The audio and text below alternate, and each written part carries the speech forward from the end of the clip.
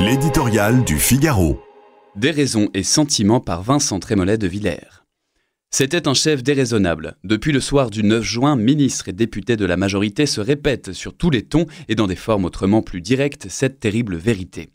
Emmanuel Macron, en une décision, a dissous le crédit politique et économique de son camp. Il a effacé le sentiment de supériorité qui caractérise trop souvent les vainqueurs de 2017. Il a offert à ses adversaires les conditions inespérées d'une victoire prématurée. Groggy, Gabriel Attal, Édouard Philippe, Bruno Le Maire ont d'abord décidé de repousser leur rancune au-delà du 7 juillet pour ne pas compromettre un peu plus un scrutin qui s'annonce périlleux. Désormais, ils parlent haut et mènent leur propre flottille avec l'espoir d'échapper au naufrage. Le vernis craque et laisse voir l'impensable. Un Premier ministre qui demande à son président de rester à l'écart. Un ancien Premier ministre qui accuse celui qui l'a nommé d'avoir tué la majorité. Un ministre de l'économie qui s'en prend aux cloportes, entendre les conseillers qui entourent le prince. Un ministre de second rang qui s'interroge publiquement sur l'usure du chef de l'État. Une armée en déroute qui s'accroche aux extrêmes comme à des planches de salut.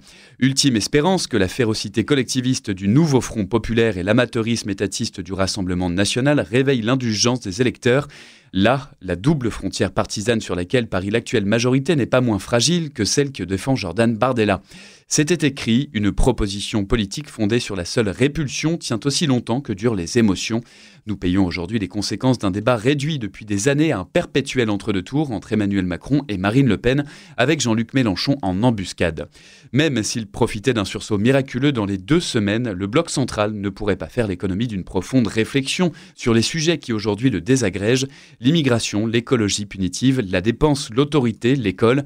Les prétendants à la succession d'Emmanuel Macron ont trop souvent pensé que l'alternance ne pouvait se faire que dans un camp, le leur, celui de la raison.